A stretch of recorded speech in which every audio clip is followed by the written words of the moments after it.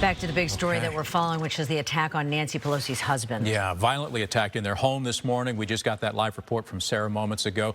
We're now going to get reaction from someone who knows the Pelosi family pretty well, and that's political analyst Michael Yockey joining us now with the news this morning of this attack. Michael, and your reaction.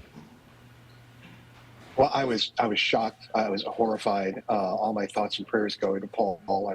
I've known Paul as I've known the entire Pelosi family for over half my political half my life.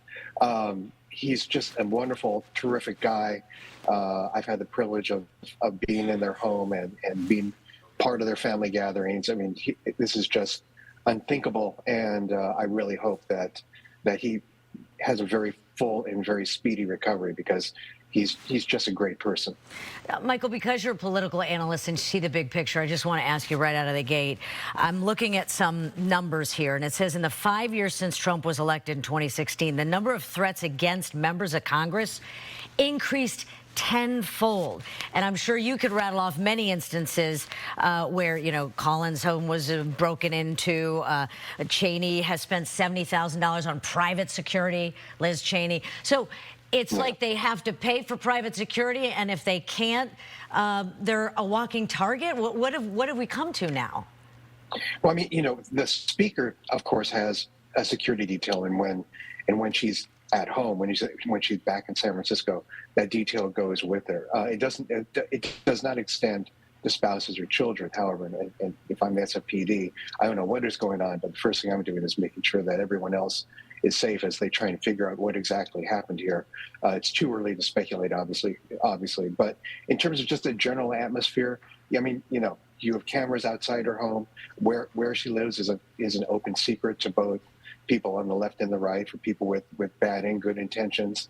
And she's never been someone who is, and her family's never been someone who is hid behind the walls. They're always out and about. I'm a member of the U.S. Commission on Civil Rights, and a lot of times when I'm traveling back or for a meeting, I'll see Paul on the plane and talk to him about stuff. And you know, he just tries to live his normal life as best as he can in the city that he grew up in and that he loves. And it's just horrible that this occurred to him. But again, in the general context, yes, I mean, we are in a very different world.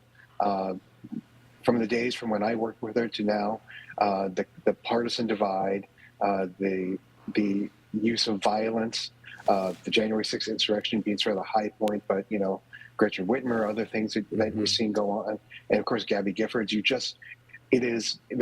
There's no place really that politicians, you know, can be absolutely assured of their safety. And for politicians' families, for someone as prominent as the speaker is, it's doubly so. But again, it's never deterred Paul and indeed the entire Pelosi family. They are part of the fabric of San Francisco. They've always been. They go out and they have dinner with their friends. This is just horrible. I just can't. I mean, I'm just sick to my stomach, and I'm just praying that Paul recovers very quickly. Well, just as another example, too, it wasn't too long ago that we had East Bay Congressman Eric Swalwell release those audio recordings from his voicemail where somebody threatened his life, the life of his children, and he said, this has got to stop, and it doesn't seem like that's happening anytime soon. This intimidation of politicians now extending to intimidation of voters as we head into the midterm. We mentioned a moment ago about, you know, members of the far right showing up at polling places that are conducting in-person early voting, armed, watching people as they go in and out. Yeah, I mean, we've really descended badly as a political culture and as a country in terms of the tolerance for violence, the tolerance for guns. But again, this may have nothing to do with what happened to Paul this morning. We don't know. It's too early to speculate. Know, I guess. Yeah. But so I mean, it could be random. It could be whatever. But the fact is, we live in a world that is more violent, that is more permissive to guns, where we don't have enough funds to give people the treatment that they need if they're mentally ill. All these things, again, we have no idea what's going on. Right. But certainly, we live in a place where the possibility of these things happening is a lot higher than it used to be. And I think this is as this investigation continues, as SFPD gets more information out to people about what happened and why it happened and who this assailant is and what his or her motives were, we'll begin to form sort of what we need to do next kind of thing. But right now, I think everyone should just think good thoughts and as the Pelosi statement said, just leave the family alone. Right. Don't gawk and let Paul recover in peace and let the speaker, when she comes back, be with her husband and be with her family. I mean, this is a very traumatic time for them, and we have to remember that amidst all of this, we're all human beings. We all love. We all care, and families need to get together, and we have to give families that kind of space and privacy whenever something like this occurs. And we may expect, I mean, she's second in line for the presidency. It's a big position, and we may expect she's in D.C., so we may hear from her. We may hear from Pelosi today. We'll be standing by for that. And it's not, like you said, it's not, they know that they're a target. Yeah. Just January of 21, this very home, they were spray painted because it was relief time going on, with the relief checks, and somebody spray painted the Pelosi's garage, and that was a whole investigation. Right. So this kind of thing happens, and we're just thankful that Paul Pelosi is said to be making a full recovery. Right. Michael, I mean, again, this has been where they live is an open secret, and I just pray that nothing like this ever happens again, and Paul recovers. Yeah. Thank you for your time and your thoughts about the Pelosi family this morning, Michael. We appreciate it. Thank you. We'll be right back.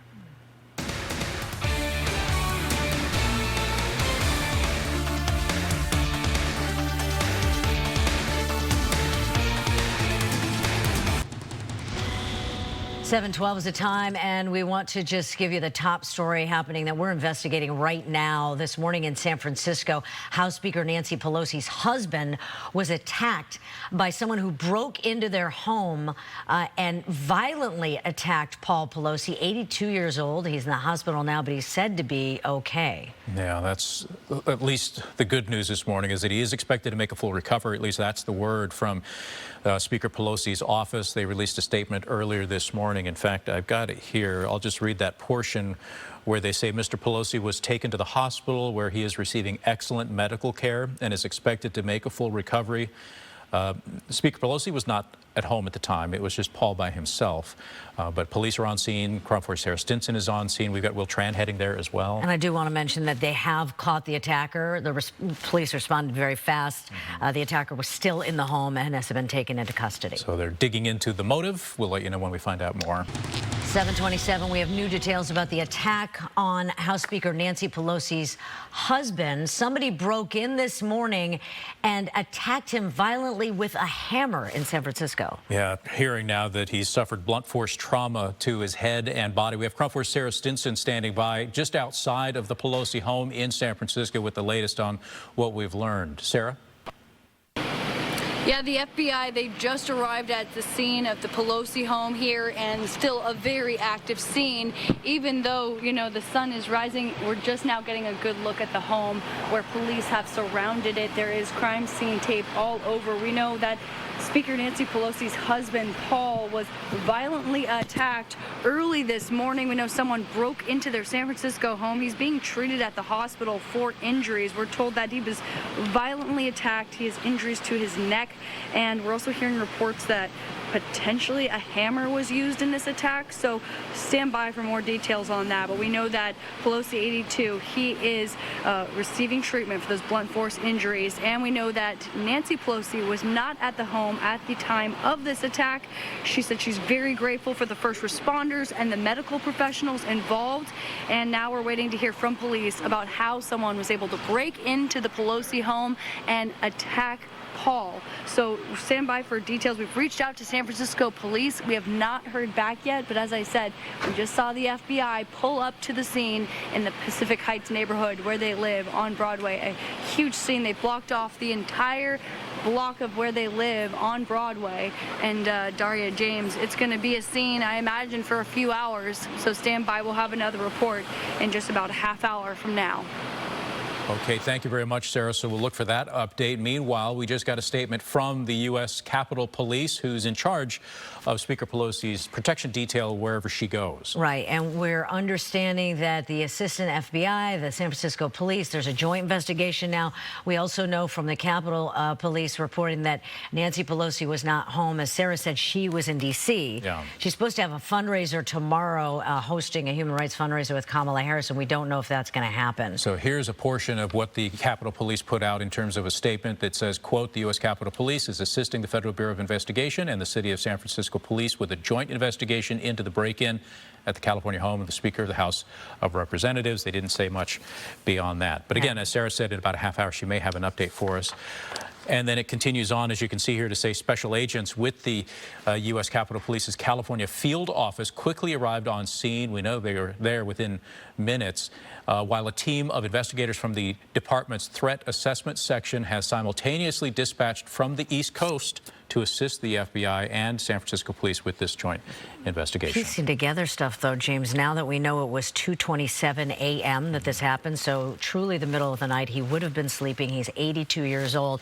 And as you were reading the details that have been confirmed right now about a hammer and him being struck in the head as well, we're hoping for the best, but they say he's going to make a recovery. Yeah, latest word, too, is that he's being treated for bruising, severe swelling, and other injuries. But as we said, he is expected to make full recovery. Yeah. But they're still looking into the motive, but they have that suspect in custody. They're questioning him now. 7:44, we're getting new details about the attack on Nancy Pelosi's husband this morning in San Francisco. Somebody, a man with a hammer, broke into their home in Pacific Heights around 2:30 in the morning and began violently attacking Paul Pelosi, who's 82 years old. We know that he's in the hospital now. He suffered blunt force trauma. He was struck in the head and the body with that hammer, and police have the attacker in custody. They do, and as we said, Paul is, we're told, expected to make a full recovery, which is good news. We had that reflected in a comment from the White House earlier this morning, and I think we can bring that up on the screen right now. This is from the White House press secretary, and it reads in part, the president is praying for Paul Pelosi and for Speaker Pelosi's whole family. You can see that there on the screen. It says this morning he called Speaker Pelosi to express his support after this horrible attack. He's also very glad that a full recovery is expected. The president continues to condemn all violence and asks that the family desire for privacy be respected. We do want to mention that Nancy Pelosi is in Washington, so she was not home when this happened. She does get, obviously, a second in line to the president. She does get protection, but that protection from Capitol Police stays with her. It does not extend to members of their family or the home when she's not in it. Although we did hear from the U.S. Capitol Police this morning that they are sending a team to San Francisco to join the FBI's local office here in San Francisco Police as they conduct their investigation and interrogation of the attacker who they have in custody. We are standing by, too, because the San Francisco police have said they're going to give us an update. So we'll be giving you that as soon as it happens, if that happens this morning. 7:54, we're getting more information now on the attack on Nancy Pelosi's husband, Paul Pelosi. He was in their Pacific Heights home when a man broke in. 2:27 this morning. 2:30 this morning, using a hammer. And apparently he has severe injuries. He was severely beaten with that hammer in his head and body. Yeah, bruising, severe swelling, other injuries. He's been taken to the hospital where he's expected to make a full recovery. The suspect, the attacker, has been taken into custody as well. Police interrogating that person now, trying to find a motive. Latest word was that this appears to have been a targeted attack. Right, so as not opposed to a random act crime of in San violence. Francisco or anything like that. They knew he was there and who he was, and we'll find out more about that from the San Francisco police. They're expected to make a press conference or give us some updates later this morning. In the meantime, we're starting to get reactions from lawmakers about this attack and well wishes. We've heard from the president's spokesperson. He's been informed of what happened, as well as we have a quote here from Jackie Spear, people tweeting out their well wishes. This says from Jackie Spear, thank God that Pelosi's husband Paul's safe after being attacked, and the motive is still unknown, but this kind of violence is sanctioned and modeled, is what she's saying, indicating that there have been more attacks ever since the attack on the Capitol. They've noted that there have been many attacks. I think it was something like close to 10,000 attacks on members of Congress and threats in the year 2021. 2021, yeah. We also had a statement from the White House earlier this morning, pretty much echoing the same sentiment from Congresswoman Speer, the White House saying the president praying for Paul Pelosi and for Speaker Pelosi's whole family. We'll continue to follow the latest with this. In fact, we've got a live update coming up here in just a couple of minutes at the top of the hour, so stay tuned for that. We're coming up on 7:57. We'll be right back.